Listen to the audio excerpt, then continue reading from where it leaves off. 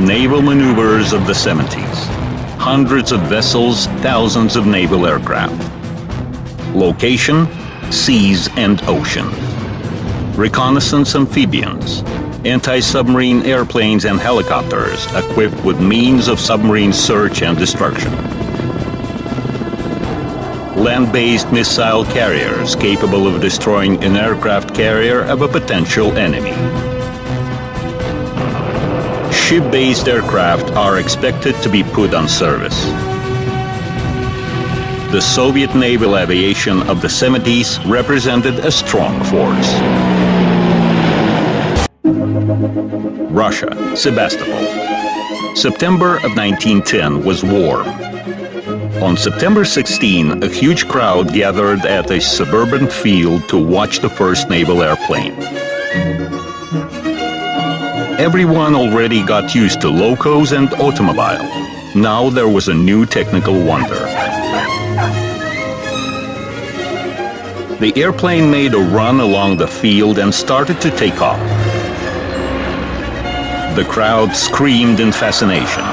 The pilot waved his hand from the cabin. The airplane was piloted by a naval lieutenant Stanislav Dorozhinsky. Such was the first flight of the Russian naval aviation. A week later, another pilot, Georgy Piotrovsky, together with his mechanic, flew from Petersburg to Kronstadt. 20 miles were covered within half an hour. Reporters called Piotrovsky a long-range pilot. It was a real achievement for that time. Airplanes were not famous for their reliability, and any emergency water landing did not look promising. Airplanes with floats and flying boats were thought to be more suitable for the naval aviation of that time. For many years, hydroplanes became the lords at sea, mastering all military professions. The hydro-aviation primacy failed only by the 30s. Mastering of high speed was then the main topic. So the float machines, with their bulky landing gears, stepped off the scene. They could not compete in speed with the land-based aircraft, and when the shore-based airplanes gained sufficient reliability, they started to oust the flying boats as well. Those were the worldwide tendencies. Besides, the leading naval nations made their stakes on the aircraft capable of taking off from a deck. Ship-based aviation was highly mobile and could appear in any part of the world ocean. That's why the countries possessing colonies scattered all over the world were most interested in the aircraft carriers. The United States did not have any colony, but being geographically remote from the world events, they strived to take part in them. So they made a stake on aircraft carriers either. Japan followed the same path.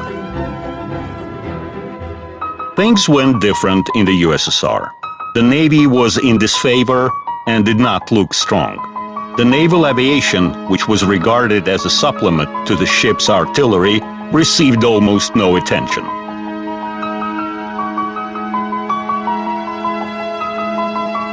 All kinds of resolutions defining Navy development could change nothing. Since the USSR did not have any aircraft carriers, almost all naval aviation was ground-based. Its formation was based on that of the land-based Air Force, so the airplanes were of the same types. In quantity, naval aviation was much smaller than the land-based Air Force. The situation started to improve only after 1937, when aircraft production in the USSR began to grow. Naval aviation received around 2,500 machines, torpedo carriers, fighters, reconnaissance planes. Europe was approaching the war, and most of the aircraft were located in the west of the country, at the Black, Baltic and Barents Seas. That's how the Soviet naval aviation entered the war. Fighters were the first to enter combat action. Boris Safonov opened his victorious account in the north.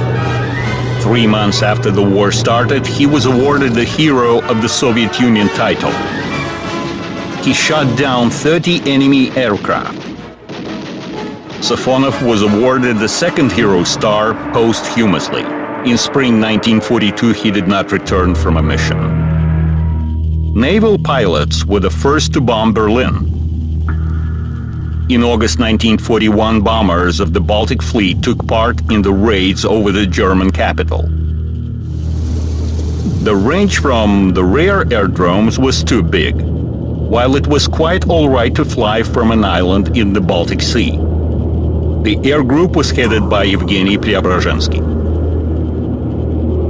Naval pilots bombed German cities at night throughout a month. However, those were exclusions. Situation in the first half of the war was not very active. There was no sufficient naval confrontation at the Black Sea. In the Baltic, the Soviet ships were blocked in the Gulf of Finland, so that the Germans called this area their internal sea. Their ships moved there freely and with no cover.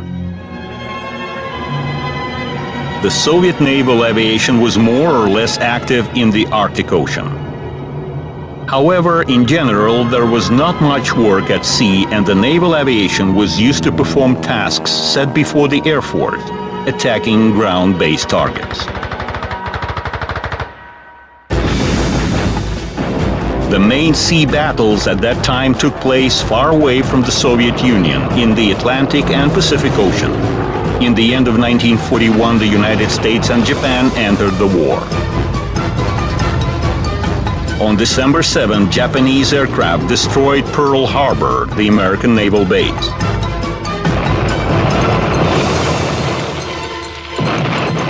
From that moment, not a single operation in that theater of war was performed without aviation. The more the war developed, the more leading role it played. Enormous battles in the Pacific Ocean took place between the Japanese and American aircraft carrying units with the participation of a huge number of aircraft. Hundreds of ships were destroyed. Their total tonnage would have made any country a leading naval empire. Gradually, Americans started to win, and Japan applied suicide pilots as the last attempt to halt the defeat.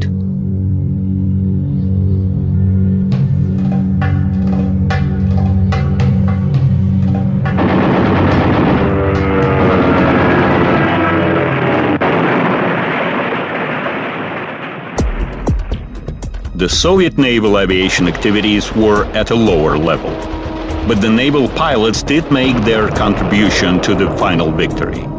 The flying boats performed reconnaissance tasks. Fighters were covering the attack aircraft. Most of the combat flights were made by the attack aviation. It entered the naval aviation right before the war, and its main power was the Il-2 attack aircraft. Il-4 worked against the enemy ships and transport vessels. This Ilyushin's aircraft was the main Soviet long-range bomber.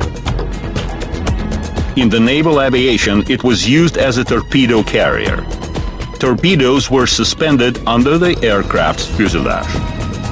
Torpedoes meant for high-altitude attacks were equipped with a stabilizing parachute, which was put in a special container.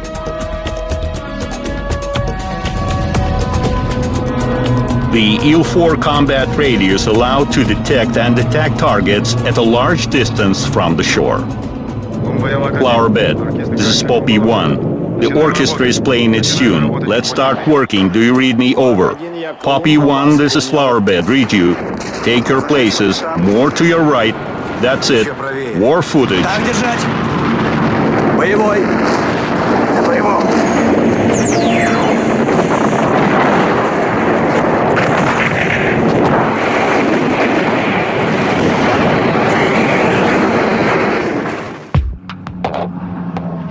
In the second half of the war, the Soviet naval aviation received deliveries from the Allies. Kitty Hawk fighter, Air Cobra fighter, Catalina flying boats. But the best acquisition for the naval aviation was the American Boston bomber.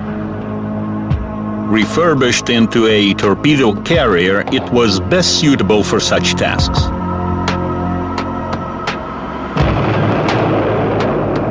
Although it was perfect in its main application as a bomber. One of the most efficient practice was the masthead bombing. The aircraft would approach the target at the top of the ship masts. The bomb dropped from such a height would rebound and submerge right near the target. A hit under the waterline for a ship would be blistering.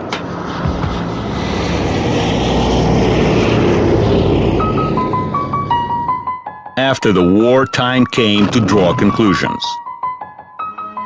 The Soviet naval aviation obtained a minor experience of its own.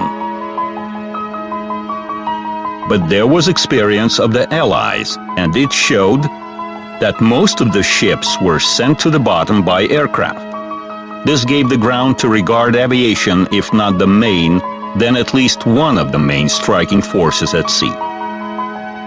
The Soviet post-war plans assumed development of a huge ocean-wide navy, including aircraft carriers. But in result, this was deemed to be excessive for the national defense. Preference was given to long-range bombers with nuclear weapons. Therefore, the Navy development plans were significantly cut down. Aircraft carriers were not built at all. As to the naval aviation, not many changes were anticipated. Besides, studying the former Allies' naval aviation experience was a risk of falling under accusation of worshipping the West.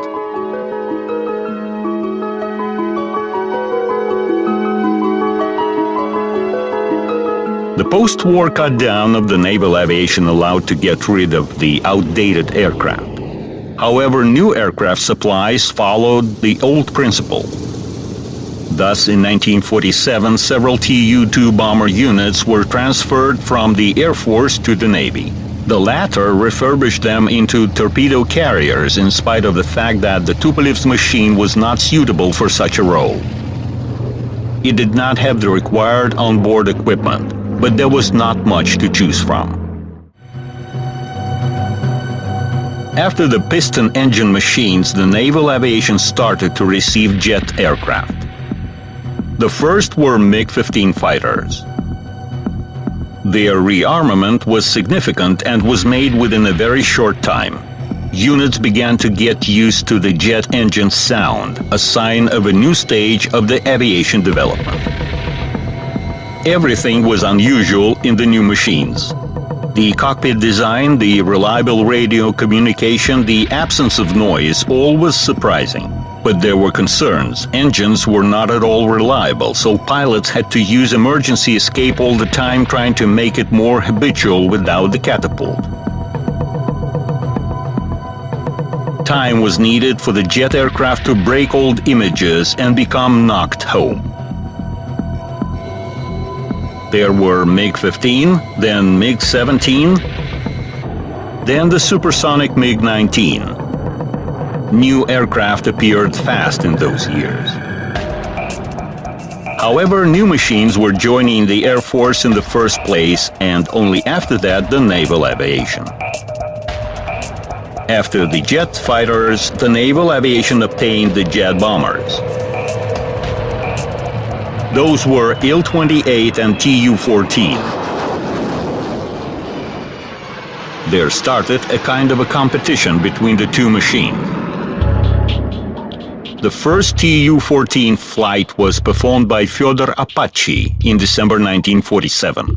The speed for a bomber of that time was fantastic, 900 kilometers per hour.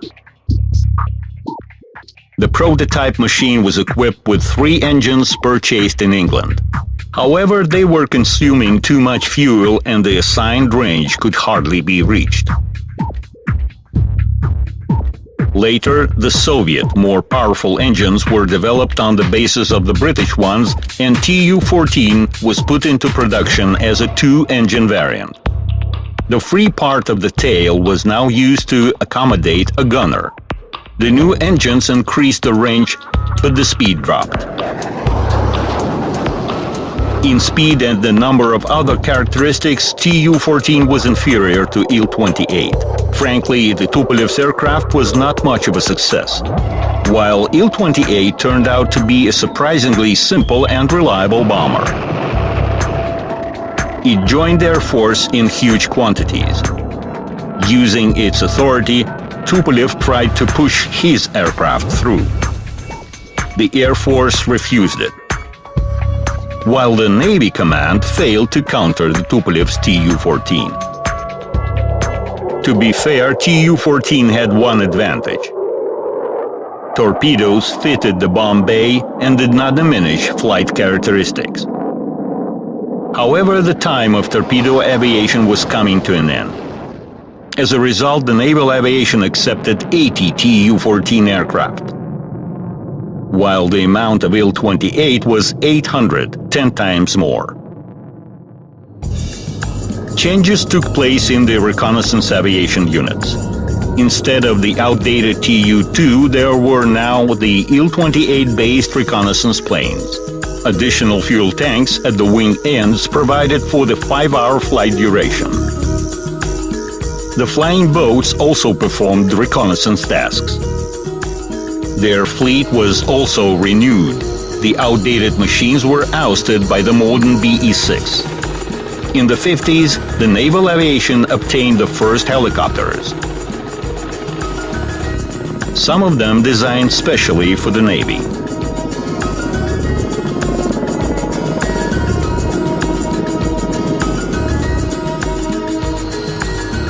There was also a quite unusual machine in the history of the Soviet Naval Aviation. It was Tu-91. The Tupolev's Design Bureau started to make it for the first Soviet aircraft carrier, which was also still supposed to be built. But development of a ship of such class turned out unrealistic, and in 1953, requirements for Tu-91 were reconsidered. It was supposed to become a diving bomber torpedo carrier. It was going to use sand aerodromes of limited dimensions for takeoff and landing.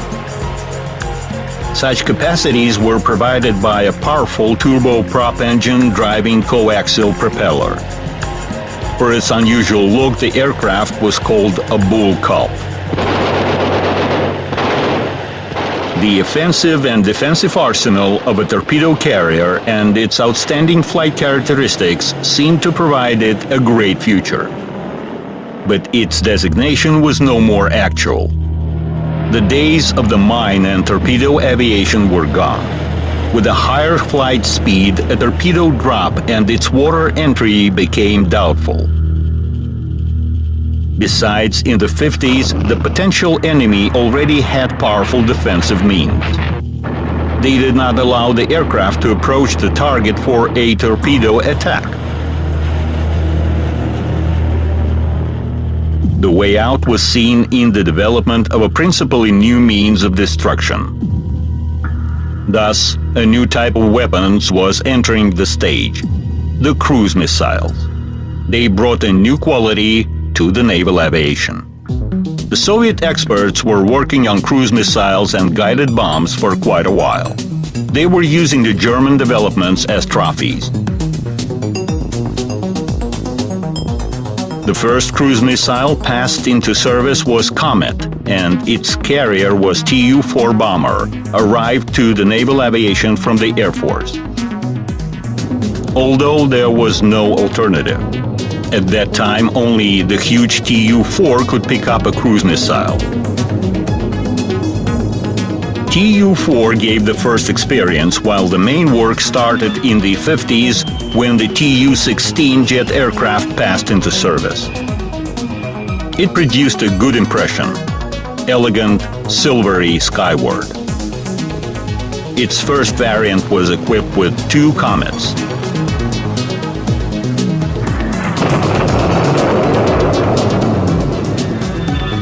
Soon there appeared a combat Tu-16K-10 system with a powerful radar and a new supersonic missile.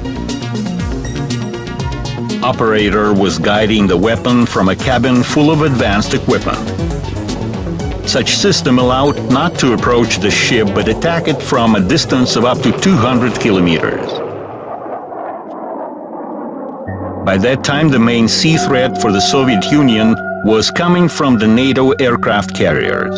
They were assumed to be approaching the shore to a distance enough for the ship-based attack aircraft to be able to produce a tactical nuclear hit. So it was essential not to allow the aircraft carriers to approach the shore within the ship-based aviation range. This particular task was set before the Tu-16 aircraft. Later, they were joined by the Tu-22-based strike complexes. Soon the aircraft carriers turned to be just half of the problem. The American nuclear submarines with ballistic missiles on board represented no less threat. They were on combat duties since the 60s. They could use their weapons at different remotenesses from the shore. So it became extremely difficult to keep full control over the areas of their patrolling. The sea warfare strategy had to be radically reconsidered. The use of maneuverable forces seemed to be the only possible submarine search tactics. Besides, a system of interception lines was developed. This provided for the use of different aircraft at various remotenesses from the shore. The BE-12 amphibians were barraging close to the coast. The main hopes were with the long-range anti-submarine aircraft complex Il-38. It was based on the highly reliable Il-18 airliner. Improvement of the complicated search equipment took several years. The aircraft was passed into service in 1969. The search algorithm was soon established. Il-38 carried locator beacons which were dropped in the area of the submarine possible location, creating a kind of a barrier.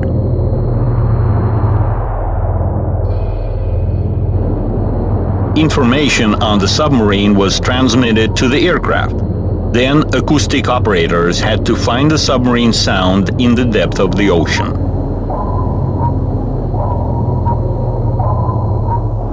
Commander, activity on beacon 8. Classify target. Target lock on.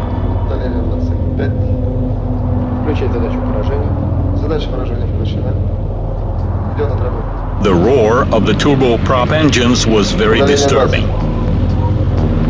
Thorough listening required silence.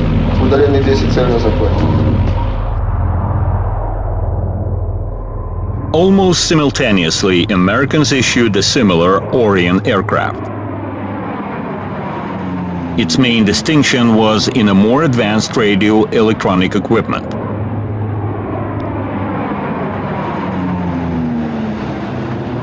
Basically, both machines were alike. This allowed cinema people to use Il-38 for the role of Orion in one of the Soviet films of that time. Airborne target left side. Orion. Russian reconnaissance plane on right.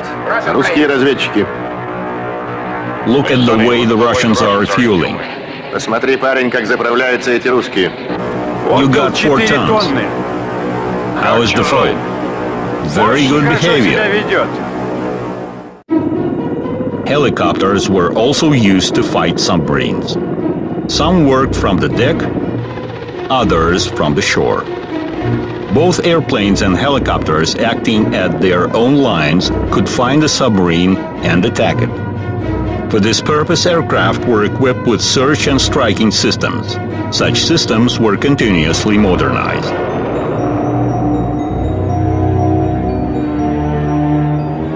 As before, missile carriers were used to fight submarines.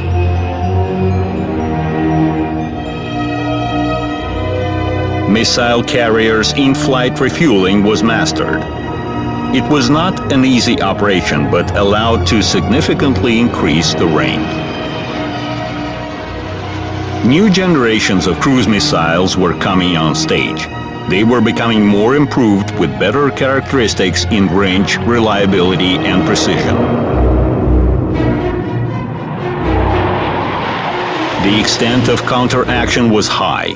The enemy's aircraft carrier units had to be kept under constant surveillance.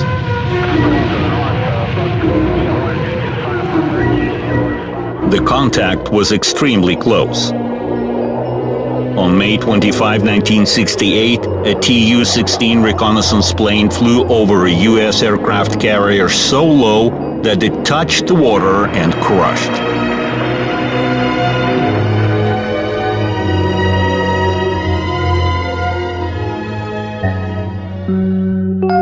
Potential enemy continued its improvement. By mid-60s, Americans passed new ballistic missile submarine into service with a range of several thousand kilometers. Almost every point of the world ocean now had to be put under watch. A super complicated task, but it had to be resolved. Submarines had to be found at any remoteness. The aircraft carriers were also had to be detected, the earlier the better. The work of reconnaissance planes was difficult since they were under constant attention of the NATO pilots. The problems were global and the funding was generous. In 1965, the necessity to observe enormous areas led to appearance of the Tu-95 aircraft in the naval aviation. They carried only surface search equipment. Detecting the target, they passed its coordinates to the striking aircraft and ships. They could do it at quite a distance from the Soviet shores. With one refueling, Tu-95 had a range of 14,000 kilometers, one-third of equator. The observation lines were as far as the Bermuda. The aircraft carriers were now detected 3 to 4 days prior to their approach of the ship-based attack aircraft range. However, Tu-95 RC could neither find nor destroy the submarines. The Naval Aviation did not yet have any other aircraft to perform such task.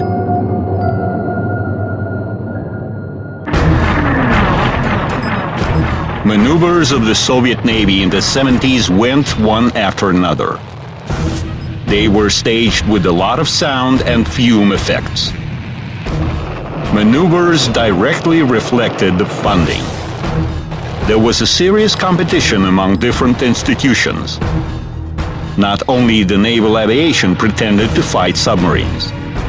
The strategic missile forces suggested not to search for submarines like for a pin's head, but to put, for instance, a whole Norwegian Sea under a nuclear carpet. The long-range aviation also wanted to perform strikes at sea targets, leaving the Naval Aviation with a modest task of an air designator. The Navy Command insisted that the Naval Aviation would perform such task by itself if it is attached with the long-range aircraft. Disputes were partially stopped by the appearance of Tu-142, an anti-submarine version of the Tu-95 bomber, specially made for the Navy.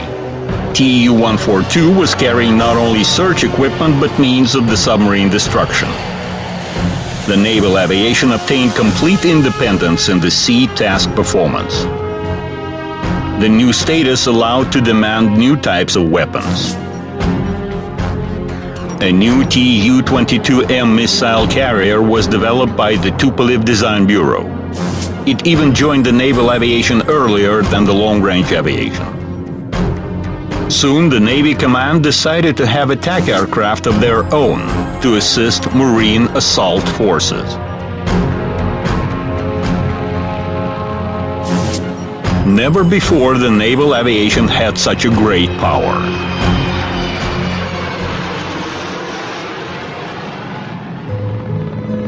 World ocean activities required coordinated behavior in neutral waters. In the beginning of the 70s, relevant agreements were signed first in Moscow and then in Washington, D.C. Not to provoke each other, the parties were obliged to fly with the switched-on navigating lights, not to fly over other ships at a supersonic speed, and not to imitate attacks. Agreements were very actual. The U.S. Navy alone contained dozens of aircraft carriers of different classes sailing across the world ocean. Americans obtained ample experience in the Second World War, enriched it in Vietnam, and by the 70s possessed a powerful and efficient instrument of the big politics. An aircraft is like a city, coherent work of all units.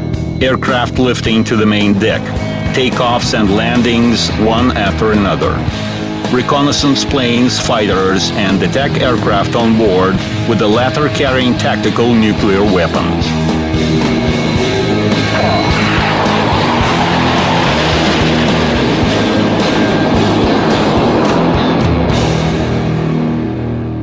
The Soviet Navy Command saw how efficient the American aircraft carriers fleet was. And it always wanted to have aircraft carriers of its own. Realization of such plans took a lot of time, and finally aircraft-carrying ships appeared in the Soviet Navy. At first they carried helicopters which needed only a small pad for takeoff. Soon special aircraft were built. The stake was made on machines capable of vertical takeoff and landing. Like helicopters, they did not require huge deck space. Such experiments went on in many countries. Development of such a machine in the USSR was undertaken by Alexander Yakovlev. But the task was very difficult, therefore an experimental prototype was first built. It was Yak-36. This aircraft was equipped with two lift cruise engines.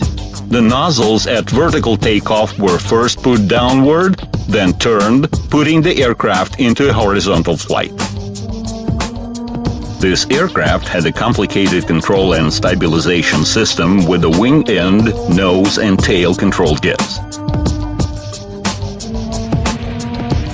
Its predecessor was the Turbolet, developed by the Flight Research Institute in 1956. It was piloted by Yuri Garnaev. He was the one who first tested Yak-36. At first, the aircraft was tested in a tied-up position. Then there were short approaches, tested by Valentin Mukhin. Every new success in this sphere puts more problems than it solves, Yakovlev used to say about this aircraft. On July 27, 1964, Mukhin performed the first flight, although it was not vertical.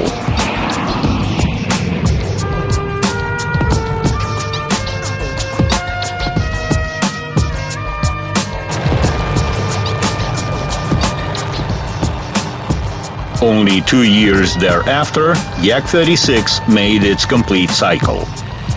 Vertical takeoff, horizontal flight, and vertical landing.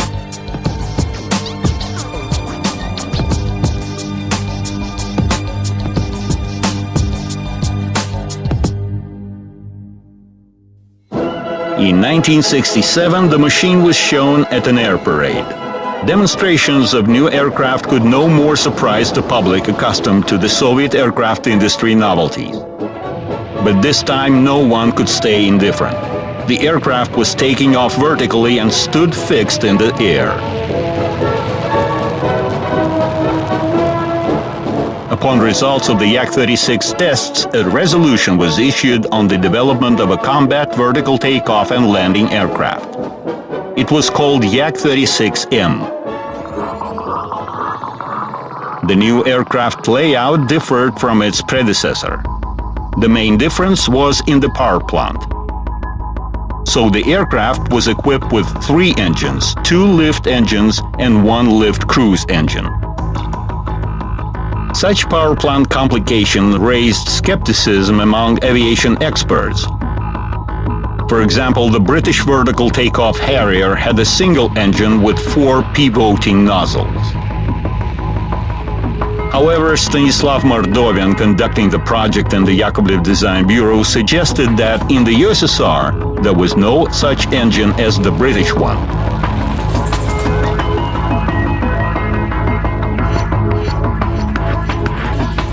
The first Yak-36 landing on the deck of the Moscow cruiser was performed by test pilot Mikhail Dexbach on November 18, 1972.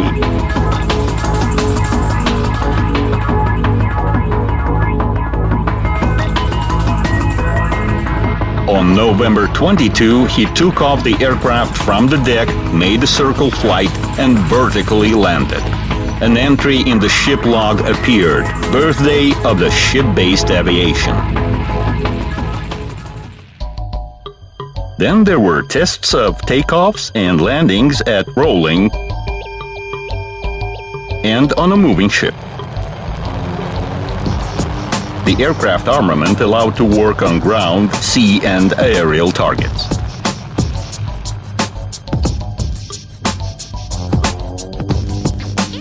The aircraft became operational as Yak-38 in August 1976. It was based on heavy aircraft carrying cruisers. In order to increase combat load, a new practice was mastered, a short-run takeoff.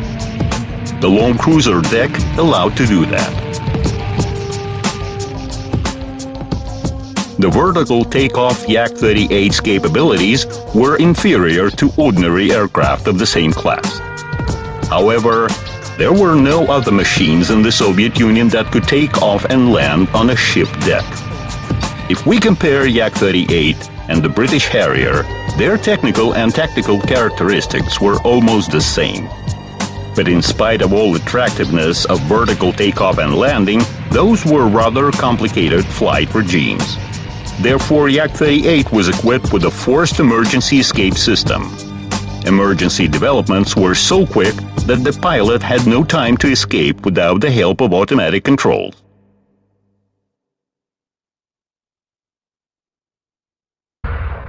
Attitude toward ship-based aviation in the Soviet Union started gradually to change, although there was still a long way to catch up with the NATO countries with their powerful aircraft-carrying fleets.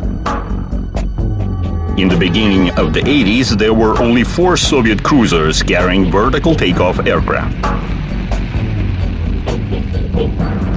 Therefore, apart from mastering combat vessels, landing on civil, dry cargo, and container carriers were tested.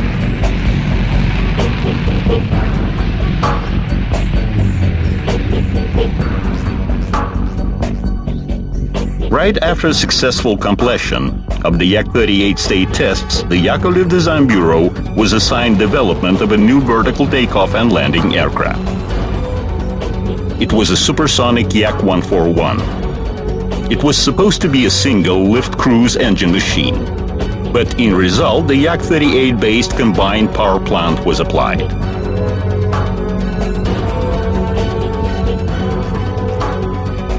The first flight was performed in March 1987 by test pilot Andrei Sinitsyn.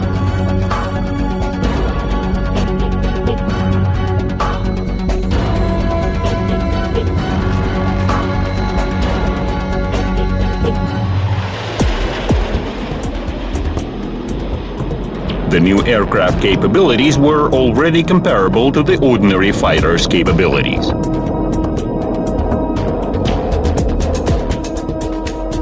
Wide use of the British Harrier showed that losing to ordinary aircraft in one thing, the verticals were winning somewhere else. For example, they lose in a common fight, while in close combat using helicopter hovering, they win.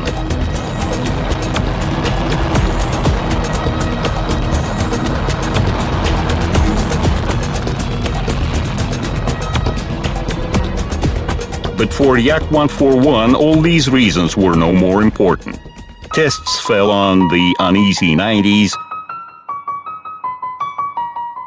and when another accident occurred at landing on the ship, it was a formal cause to terminate works not only on Yak-141, but on the entire vertical takeoff and landing topic.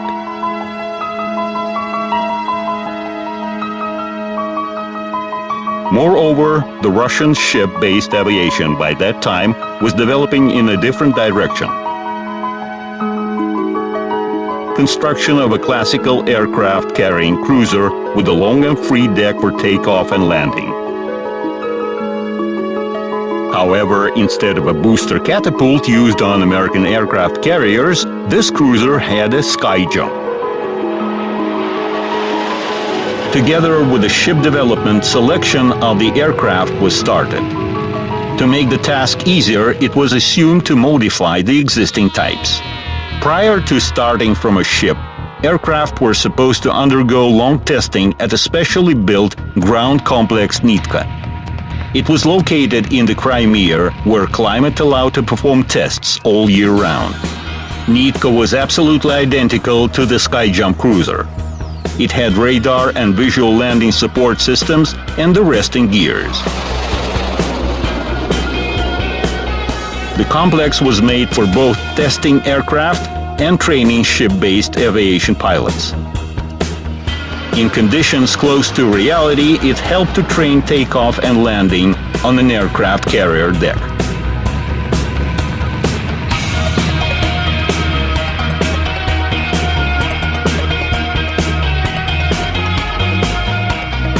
In result of comprehensive selection, the MiG-29 and Su-27 naval modifications became the main ship-basing contenders.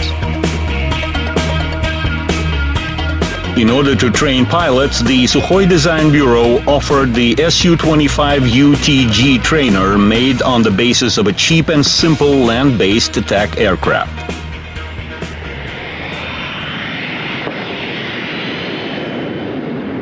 While pilots were trained at Nitka, the ship was ready.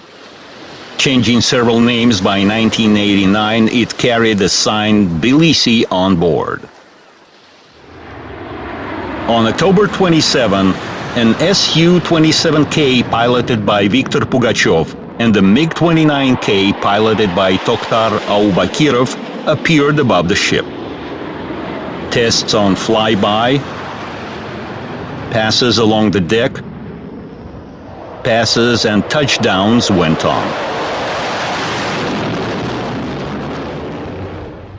On November 1, 1989, both aircraft, as usual, were going in circles, imitating landing.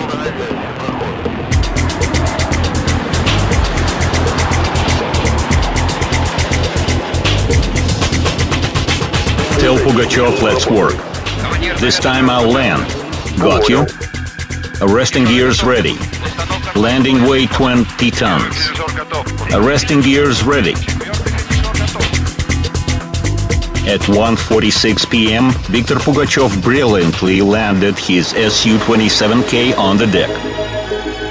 It was the first in Russia landing of an ordinary aircraft on the ship.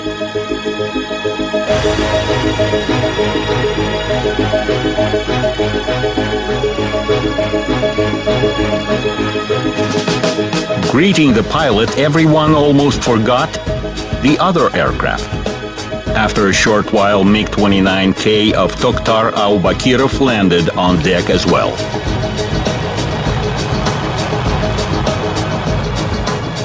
There was always a competition between Mikoyan and Sukhoi corporations. The first landing of Su-27 gave a lead to the Sukhoi corporation. On the same day, parity was restored. Tokhtar Aubakirov was the first to take off his MiG from the ship's skyjump.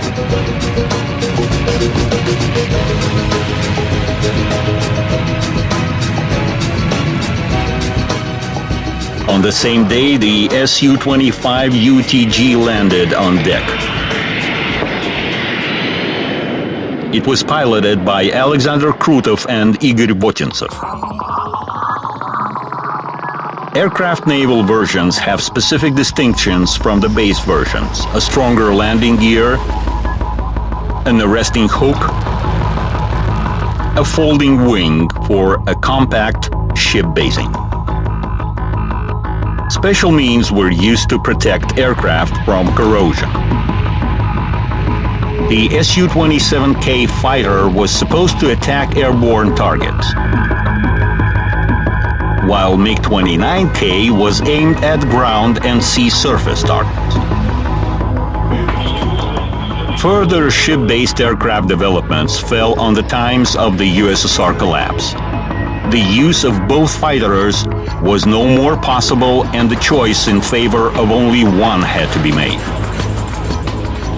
MiG-29K was more compact. 28 MiGs could be placed on a ship instead of only 18 Sukhois. But Su-27 had a longer range. Its landing speed was lower than of the MiGs, which was important at landing on a short deck. The choice was not simple. Finally, the stake was made on Su-27, which was called Su-33. The aircraft carrier was also renamed. It was called the USSR Fleet Admiral Kuznetsov. But the MiG-29K story did not finish there. In mid-90s, the Navy of India got interested in the aircraft. Upon the customer's request, the Mikoyan Design Bureau made a new version, even two versions, a one-seat MiG-29K and a two-seat MiG-29KUB. The avionics and armament was of course updated. Those aircraft took off in 2007. The Sukhoi Corporation also continued its research. It made its two-seat ship-based fighter even earlier. It was Su-27KUB. It was demonstrated among other Sukhoi ship-based machines at the air show in Zhukovsky. It is very prestigious to show your skills on public, but there is also work day after day.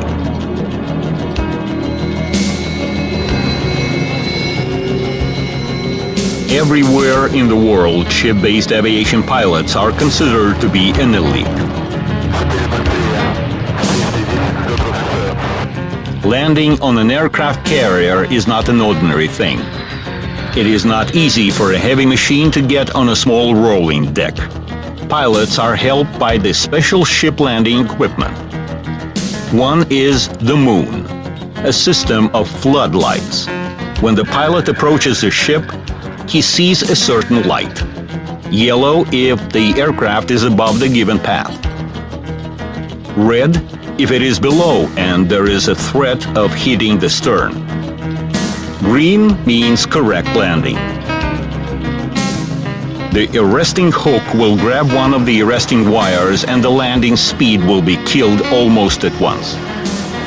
This causes enormous G-loads over the aircraft and the pilots. No less difficult is the takeoff. A 30-ton fighter must gain the required takeoff speed on a 100-meter strip.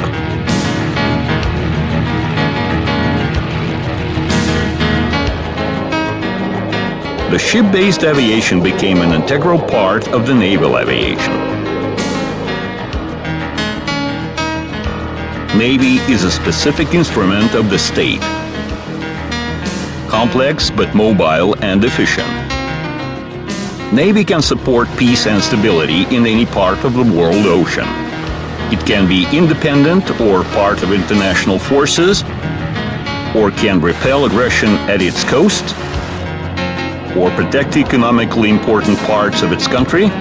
It can be a component of nuclear deterrence. Navy carries out different tasks, while naval aviation is one of its important parts. This needs no proof.